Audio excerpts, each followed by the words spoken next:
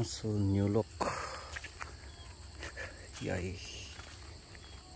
Saan yung ano natin dito? Gapangan. No, so new look sa area. Again, Barako area. Tingnan ng bagong variety. No, so ito yung Galaxy Max na binunot natin. No, so yung kaniko andun sa taas. So at least may progress din doon. Tapos di pa natapos natin pagkuha ng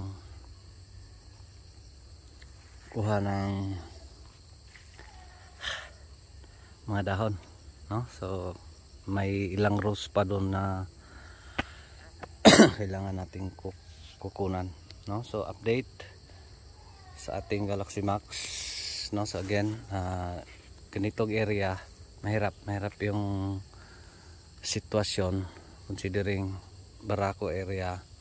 So expected may Barako pa rin, no? So thanks God, at least this time mas konti, no? Unlike nung dati, ito hindi na to, no? So unlike nung dati na ubusan talaga, no? So ngayon so far thanks God, kung meron man, again ganitong edad, no? Ganitong edad yung ating kaniko na nakita natin na mahirap, no? So pag hindi pa yan, parang hindi pa right time talaga, no? So hindi pa right time. Pag hindi pa yan nadali, hindi pa naapuruhan tong area natin. Ayun nga, God's perfect plan, no? So malaking kikitain sana natin. So yun nga lang, na timing sa problematic, no? Problematic yung naitanim natin. I mean mahina talaga, no? Di kaya itong mga area na ganito na we are anticipating sana is maganda, pero again dito is grabing sakit. So unexpected na pangyayari. So again, may mga pang ilan na bading, at least, no? So iba-iba yung pagtubo dito sa patag o dito sa, kasi grabe yung init dito sa medyo plain, mas maganda yung paglago. Doon sa taas medyo mahina siya. Again hahabol lang din yan, no? So ito yung progress after natin binunot lahat, tapos papakita natin ang mukha doon sa taas, no? So ito yung life dito sa farming, na minsan meron, minsan pero again sa atin is paano ka makasurvive, paano mo ipagpatuloy. Kasi pag mag give up ka, again sa atin may times talaga na panghihinaan tayo ng loob, no? Kasi malaking kapital dito is 300 plus. Mahirap, tapos utang, mahirap, napakahirap, no? So ginawa natin, dami nating mga backup plans ngayon, no? Maliban dito, of course gagawin ko pa, mag-land prep pa ako ng ampalaya, kasi parang mag-move on na rin, no? Kasi yung area na yung times na yan sa akin, iba-iba tayo. Yung tanim na hindi para sa'yo, hindi talaga para sa'yo. Kahit ano pang gawin mo, hindi talaga.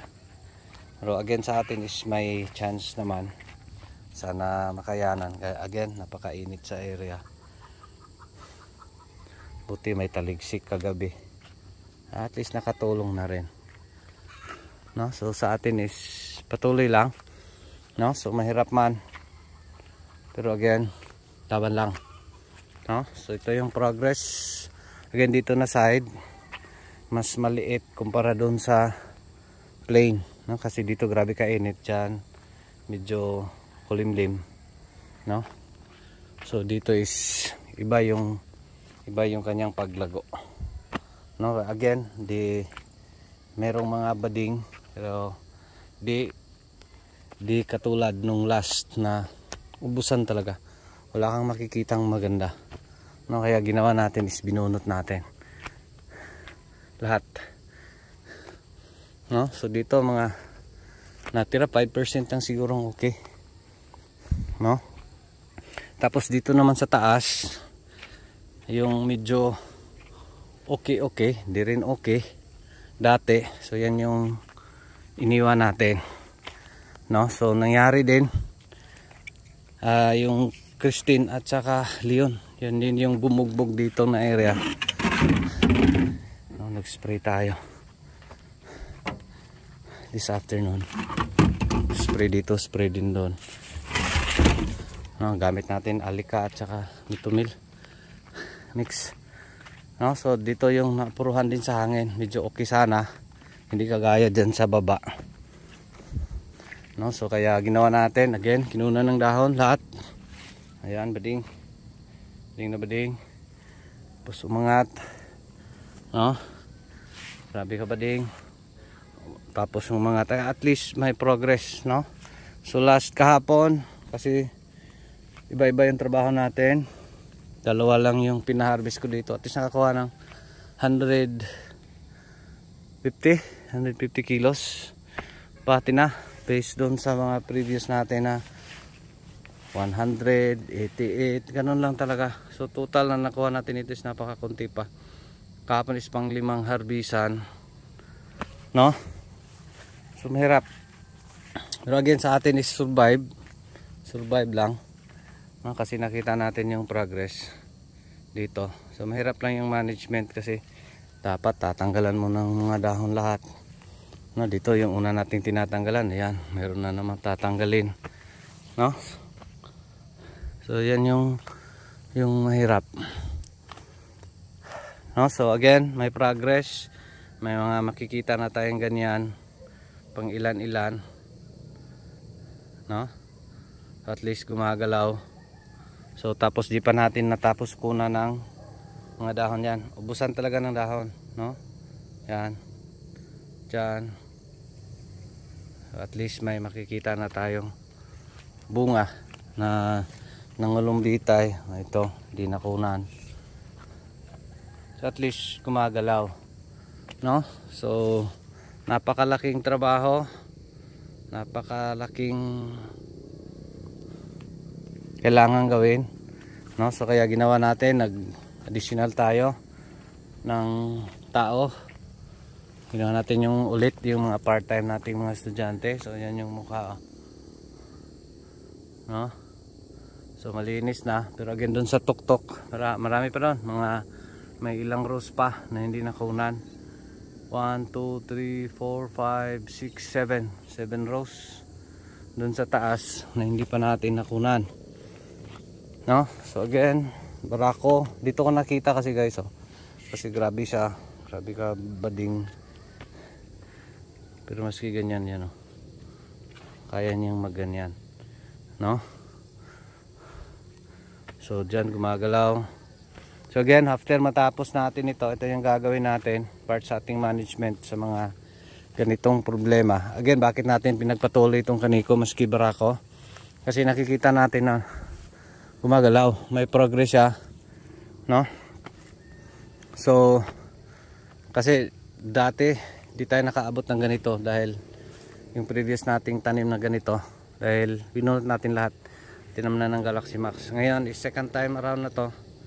So this time iba, kasi dati yung problema ko is second time na tanim sa area, tapos nagkaniko ako, so nagka-problema. So dito is iba, first time na tanim sa area, problema diretso.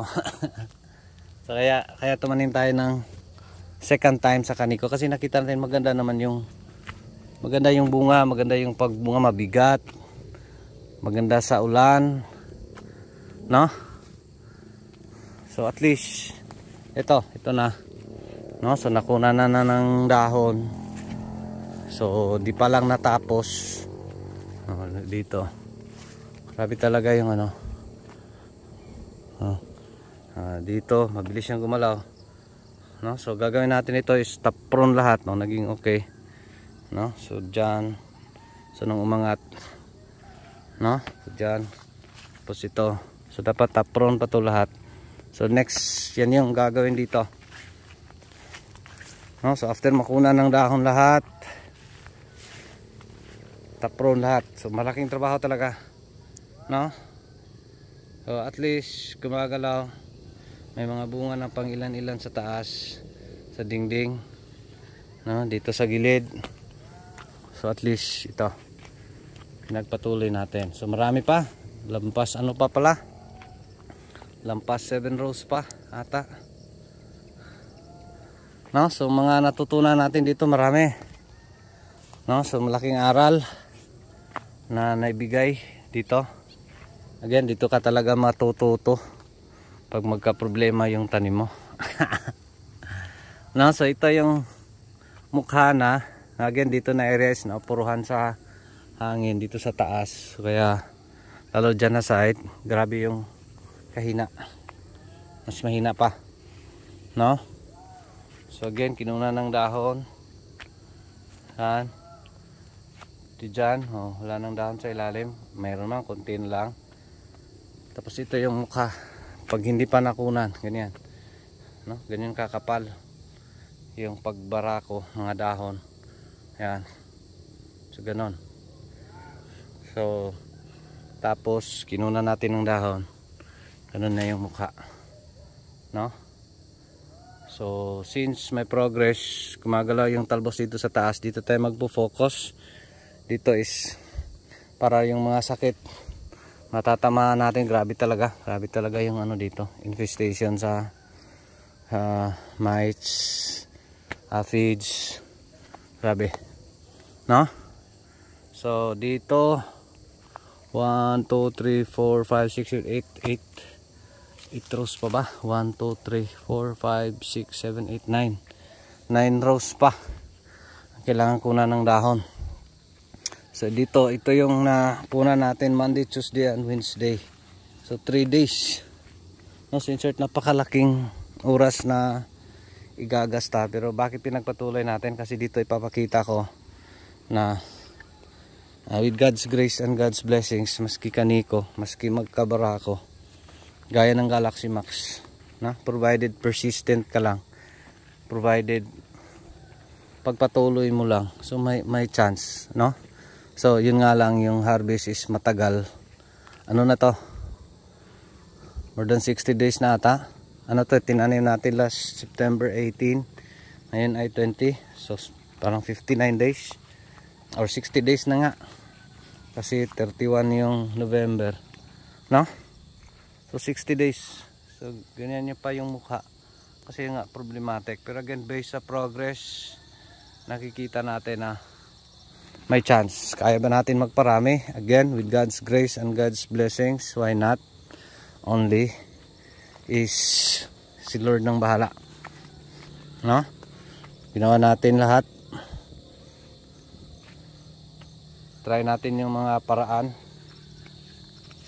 na na-try na natin dati sa pag-manage sa mga ganito. I'm hoping sana, again, based sa progress, positive tayo, kaya natin makaparami. Pero yun nga, sana mag-cooperate si kaniko. No, yun lang, hapon na guys, malapit na, alas 5 pasado na, kasi mahirap kasi, daming trabaho natin. Galing tayo sa sita, oh. Check tayo dun sa upo, ngayon spray tayo, tapos ngayon kuha tayo ng mga bata. Mahirap talaga yung pag-update kasi dami nating ginagawa, no? So ito yung worst, ito yung best sa magka-problema yung tanim. Grabe yung efforts, no? Dami kong ginagawa, busy, mahirap, kapoy, no? Honestly, kapoy, kasi kailangan mo talagang gumawa ng paraan para may iba kang pagkikitaan, no? Considering ganito, no? Kasi dati inubos natin lahat yung oras natin dito, yung capital natin inubos natin dito. Tapos nangyari is ganito, mahirap, napakahirap, no? So wala. So in short, isa sa mga na-learn natin is di dapat sobra yung focus mo sa isang item lang, no? So dapat yun nga, multiple cropping, no? So what ifs, of course dito is ano naman to, hindi naman to yung mga losing na losing, no? Yung mga luging na lugi, kasi andito pa naman, so may chance pa naman. So only lang is matagal, no? So right time kasi yung pagtanim natin sana, kasi yung presyo is 75 minsan lang yan, no? So napaka sayang. Pero again, ito na yon. So sa atin is laban lang, tsaka patuloy lang. Uwi na ako guys, gabi na, malayo pa yung bahay namin dito, no? So yun lang, sana may natutunan. Again, laban lang, nahirap man, kasi yun nga, kapital yung problema, pera, pagod natin lahat, parang walang kwenta. Pero again is yung learning is napakalaking tulong para sa future natin ng mga tanim, na dapat hindi na ganito, dapat ganito na dapat yung gawin mo. Yung mga ganun is yung pinaka-importante para sa isang farmer, is yung learning when you fail, no? So yan yung mga nakikita natin na napakalaking halaga, napakalaking tulong bilang isang farmer gaya ko, na no, mga magkaganito, mga issue na mga ano, is laking ambag paano tayo mag-grow, no? So yun lang, maraming salamat. Ito pa rin si Jupilo Farmer, anak ni Matoy, ang farmer nga gwapo dito, may kahibalo panaig saba kay Anton. Ako daghang salamat and God bless. Thank you Lord, God bless everyone.